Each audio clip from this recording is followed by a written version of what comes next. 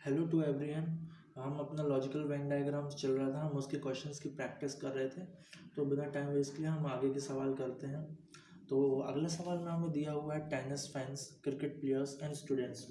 तो जो इसका वेन डायग्राम बनेगा, अब मैं आपसे ये कह रहा हूँ कि अभी आपने ऑलमोस्ट हमने सारे टाइप के एक एक सवाल लगभग कर लिया है। तो आप अब क्या करिए, वीडियो पॉज करके पहले क्वेश्चंस ट्राई करने की कोशिश करिए और फिर उसके बाद सॉल्यूशन देखिए, ठीक है। तो चलिए हम अपना सवाल सॉल्व करते हैं। तो टेनिस फैंस, क्रिकेट प्लेयर्स और स्टूडेंट्स। अब आपको साफ दिख रहा है कि इनके बीच में मतलब ऐसा रिलेशन भी है और ऐसा नहीं है कि कोई इनसे कम्प्लीटली डिपेंडेंट है। तो इसमें हमारा तीन कंसंट्रिक सर्कल्स, सॉरी, तीन इंटरकनेक्टेड सर्कल्स वाला बनेगा, जिसमें कि ये रिप्रेजेंट कर देगा स्टूडेंट्स को, ये रिप्रेजेंट कर देगा क्रिकेट प्लेयर्स को और ये रिप्रेजेंट कर देगा टेनिस फैंस को। टेनिस फैंस हैं वो क्रिकेट प्लेयर हो सकते हैं, स्टूडेंट्स भी हो सकते हैं। जो स्टूडेंट्स हैं वो क्रिकेट प्लेयर भी हो सकते हैं, टेनिस फैंस भी हो सकते हैं, एंड ऐसा साइमल्टेनियसली तीनों हो सकते हैं। तो ये हमारा इसका वेन डायग्राम कुछ इस टाइप से बनेगा। अब हम आगे बढ़ते हैं। तो अब हमारा अगला सवाल है फ्लावर्स, क्लोथ्स, वाइट। अब बात ये आती है, वाइट एक कलर हो गया, क्लोथ्स हो गए, कपड़े भी वाइट हो सकते हैं और नहीं भी हो सकते हैं। तो हमारे ये बीच की कैटेगरी तो हो गई वाइट, ये हो गए हमारे क्लोथ्स। क्लोथ्स वाइट भी हो सकते हैं और नहीं भी हो सकते हैं। तो ये पार्शियल एरिया जो हैं वाइट हैं उनको दर्शाता है। अब जो फ्लावर्स हैं वो वाइट भी हो सकते हैं और नहीं भी हो सकते हैं। तो ये जो कॉमन एरिया है वो दर्शाता है वाइट फ्लावर्स को, रेस्ट दर्शाता है जो वाइट नहीं है। तो इसका वेन डायग्राम कुछ इस टाइप से बनेगा। हमारा अगला सवाल है स्मोकर्स, लॉयर्स, नॉन स्मोकर्स। अब जो लॉयर्स हैं, इसमें जो मेन अपन को दिख रहा है लॉयर्स हैं। अब कुछ लॉयर्स हो सकता है स्मोकर्स हों, कुछ हो सकता है नॉन स्मोकर्स हों, और कुछ नॉन स्मोकर्स हो सकता है लॉयर्स हों, और कुछ स्मोकर्स हो सकता है लॉयर्स हों। मतलब ये इंडिपेंडेंट नहीं है, एक दूसरे से थोड़ा थोड़ा बहुत रिलेटेड है। तो उनका वेन डायग्राम पिछले जैसा ही बनेगा कि लॉयर नॉन स्मोकर भी हो सकता है, स्मोकर भी हो सकता है, और जो नॉन स्मोकर है वो लॉयर भी हो सकता है, नहीं भी हो सकता है। ऐसे स्मोकर है वो लॉयर हो सकता है, नहीं भी हो सकता है। तो ये इस टाइप से इसका वेन डायग्राम बन जाएगा। तो अब हम बढ़ते हैं अपने नेक्स्ट क्वेश्चन की ओर। हमारा नेक्स्ट क्वेश्चन है ह्यूमन बींग्स, टीचर्स, ग्रेजुएट्स। तो जो ह्यूमन बींग्स है वो तो संपूर्ण मानव जाति को रिप्रेजेंट करता है, तो ये तो पक्का है कि सबसे बाहर ह्यूमन बींग्स आएंगे। तो ह्यूमन बींग्स, उसके अंदर आएंगे टीचर्स और ग्रेजुएट्स। टीचर्स और ग्रेजुएट्स, अब इसमें देखने वाली बात यह है कि जो टीचर्स और ग्रेजुएट्स कुछ पास शेयर करेंगे। कोई टीचर ग्रेजुएट हो सकता है, कोई टीचर हो कि ग्रेजुएट ना भी हो पर पढ़ाते हैं, कई टीचर्स रहते हैं। तो हमें सब सारे जो जितने भी एस्पेक्ट हैं उनको कंसिडर करना पड़ता है ऐसे सवालों में वेन डायग्राम के। तो इसका डायग्राम कुछ इस टाइप से बनेगा। इसमें हमें सारी पॉसिबिलिटीज़ को ध्यान में रखते हुए ही सॉल्व करना पड़ता है। तो इसका वेन डायग्राम कुछ इस टाइप से आएगा, human beings, teacher and graduates. तो हम अपने अगले सवाल की ओर बढ़ते हैं, मेल्स, फादर्स एंड डॉक्टर्स। अब ये तो पक्का है कि फादर्स जो है वो मेल के अंदर आएंगे, 100% श्योर है। पर हमें ये नहीं पता कि डॉक्टर्स दोनों में आ सकते हैं, तो डॉक्टर्स इसमें क्रॉस में आएंगे। हो सकता है डॉक्टर्स मेल भी हों, फीमेल हो सकता है डॉक्टर्स मेल भी हों, फादर भी हो।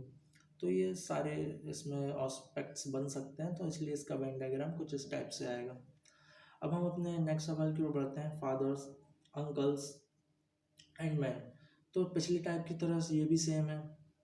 अगर वो फादर्स हैं तो मैन की कैटेगरी में तो ज़रूर आएंगे। ये मैन हो गया अपना, ये फादर्स हो गया।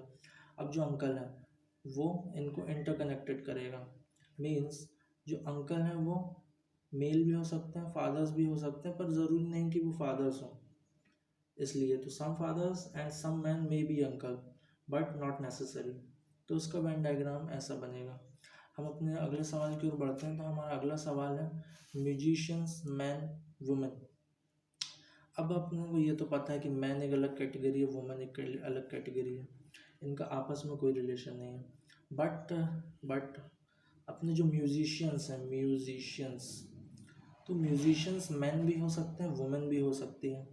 और मैन ज़रूरी नहीं कि म्यूजिशियन ही हो, और कुछ भी हो सकते हैं। और ऐसे ही सेम टाइप वुमेन के लिए भी है कि वुमेन म्यूजिशियंस हो सकते हैं और नहीं भी हो सकती। तो इसका वेन डायग्राम कुछ इस टाइप से बनेगा। हमारा अगला सवाल करते हैं। इसमें अगले सवाल में दिया हुआ वेल, फिशेस, क्रोकोडाइल। तो अब इसमें कई लोग गलती क्या कर सकते हैं, फिशेस के अंतर्गत वेल्स को रख सकते हैं। बट जो वेल है, वेल वो एक मैमल है और क्रोकोडाइल एक रेप्टाइल है। तो ये थोड़ी कैटेगरी अलग अलग है, तो इसलिए इनका कैटेगराइज भी अलग अलग बनेगा वेन डायग्राम। ये होगा हमारे क्रोकोडाइल्स, ये हो गए फिशेस, ये हो गए वेल्स। क्या बोल रहा हूँ आप ध्यान से सुनिए। Whale is a mammal and crocodile is a reptile. So whales, fishes and crocodiles are entirely different from each other. ठीक है, तो आपको ये समझ में आ गया होगा। हम अब अपने नेक्स्ट सवाल की ओर बढ़ते हैं। हमारे नेक्स्ट सवाल में दिया हुआ है anti social elements, pickpockets and blackmailers. Anti social elements वो असामाजिक तत्व, पिक पॉकेट जो चोरी वोरी करते हैं, पॉकेट मार, एंड ब्लैकमेलर्स जो ब्लैकमेल करते हैं। तो अब हमारा जो एंटी सोशल एलिमेंट्स है वो दोनों को ही कह सकते हैं, क्योंकि असामाजिक तत्व जो हैं वो दोनों को कह सकते हैं, जो पॉकेट मार हैं या ब्लैकमेलर्स हैं, दोनों ही असामाजिक तत्व, दोनों की समाज को ज़रूरत नहीं है। तो एंटी सोशल एलिमेंट्स तो सबसे बाहर आ जाएगा। अब इसमें बात आती है ब्लैकमेलर्स और पिक पॉकेट्स की। तो जो पिक पॉकेट्स हैं वो ब्लैकमेलर्स भी हो सकते हैं, और जो ब्लैकमेलर्स हैं वो पिक पॉकेट्स भी हो सकते हैं। तो इसके लिए इसका वेन डायग्राम ऐसा बनेगा। तो उसका एक बार और एक्सप्लेनेशन समझ लेते हैं कि जो both pickpockets and blackmailers are anti social elements, but some pickpockets may be blackmailers and vice versa. तो उसका वेन डायग्राम ऐसा बनेगा। तो हम नेक्स्ट सवाल की ओर बढ़ते हैं। हमारे नेक्स्ट सवाल में दिया हुआ है tall man, black heard people, Indians. तो जो इसका डायग्राम बनेगा, अब इंडियंस इसमें भी तीनों अलग अलग कैटेगरीज भी हैं और डिपेंडेंट भी हो सकती हैं। तो इसमें अपना जो बनता है ट्राई सर्कल्स बनते हैं, थोड़े पार्शियल वाले। अब इसमें कैटेगरी है इंडियन, ये हो गए ब्लैक हेयर्ड पीपल, और ये हो गए टॉल मैन। अब इंडियंस हैं वो टॉल मैन भी हो सकते हैं, ब्लैक हेयर वाले भी हो सकते हैं।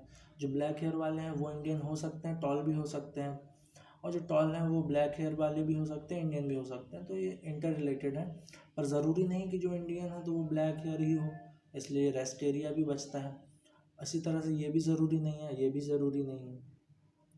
इसमें जो क्या आता है वो सम के केस में आता है कि थोड़ा बहुत हो सकता है, इसलिए अपन पार्शियल एरिया रखते हैं बीच में। Some tall man may be a black haired, some black haired person may be Indians, some tall man may be Indians. तो इसका वेन डायग्राम कुछ इस टाइप से बनता है। तो हम अपने बढ़ते हैं अपने नेक्स्ट सवाल की ओर। हमारा नेक्स्ट सवाल है एप्पल, गोल्डन एप्पल्स, फ्रूट। तो जितने भी गोल्डन एप्पल्स रहते हैं वो एप्पल्स के एक टाइप है, तो एप्पल्स के अंतर्गत ही आएगा। और जो फ्रूट्स हैं फ्रूट्स के अंदर एप्पल आएगा, और एप्पल के अंदर गोल्डन एप्पल आएगा। तो हमारे 3 कंसंट्रिक सर्कल्स वाला बनेगा। सबसे बाहर तो फ्रूट्स, उसके अंदर एप्पल, उसके अंदर गोल्डन एप्पल। सबसे बाहर फ्रूट्स, उसके अंदर एप्पल, और सबसे अंदर गोल्डन एप्पल। तो हमारा ऐसा बनेगा इसका वेन डायग्राम। हमारे नेक्स्ट सवाल की ओर बढ़ते हैं। हमारा नेक्स्ट सवाल है triangles, scalene triangles, right angle triangles. अब आपको पता होगा ये स्केलन ट्राइंगल और राइट एंगल ट्राइंगल ट्राइंगल के ही टाइप होते हैं। तो सबसे पहले तो ट्राइंगल्स, ये ब्रॉडर कैटेगरी हो गई ट्राइंगल्स। उसके अंदर आता है एक टाइप होता है स्केलन ट्राइंगल, और एक टाइप होता है राइट एंगल ट्राइंगल। अब स्केलन ट्राइंगल जो होता है वो सिंपल ट्राइंगल होता है जिसमें कि तीनों साइड्स इक्वल नहीं होती, और उनके बीच का एंगल कुछ भी हो सकता है। पर राइट एंगल्स में क्या रहता है कि जो तीनों साइड कुछ भी हो सकती हैं और एक एंगल 90 डिग्री रहता है। तो इसमें कुछ पार्ट शेयर करता है, इसलिए ये हो गया अपने स्केलन ट्रायंगल्स और ये हो गया राइट एंगल ट्रायंगल। क्योंकि जो both scalene triangles and right angle triangles are triangles, but some scalene triangles may be right triangles and vice versa. तो ये कंडीशन पॉसिबल होती है, इसलिए इसका वेन डायग्राम कुछ इस टाइप से बनता है। फिर अगला हमारा सवाल आता है ऑनेस्टी, इंटेलिजेंस, एप्टीट्यूड। तो इसमें है हमारा ऑनेस्टी, इंटेलिजेंस और एप्टीट्यूड।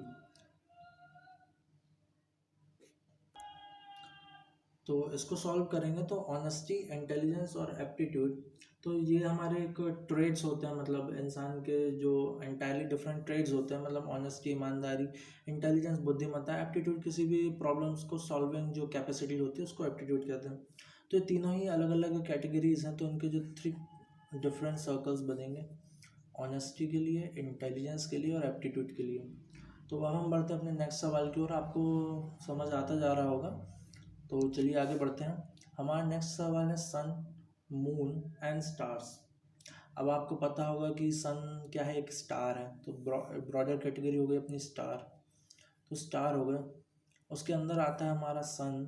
और जो मून है वो एक अलग कैटेगरी है, ये एक सॉलिड रॉक्स के मतलब क्या बोलना चाहिए उनको, सॉलिड रॉक होते हैं, एक सैटेलाइट होती है, आर्टिफिशियल नहीं नेचुरल सैटेलाइट होती है, जैसे कि अर्थ की सैटेलाइट है मून, तो ये मून एक डिफरेंट कैटेगरी है। बाकी स्टार एक डिफरेंट कैटेगरी है, तो ये अलग आएगा और ये अलग आएगा, तो इसका वेन डायग्राम कुछ इस टाइप से बनेगा। तो हम अपने बढ़ते हैं अपने और आगे कुछ और सवाल करते हैं।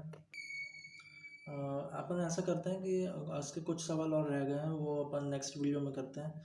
तो तब तक के लिए प्लीज़ लाइक, शेयर, कमेंट और ज़्यादा से ज़्यादा शेयर करिए, सब्सक्राइब करिए। अगर आपको कंटेंट पसंद आ रहा है तो अपने ओपिनियन आप कमेंट में बता सकते हैं।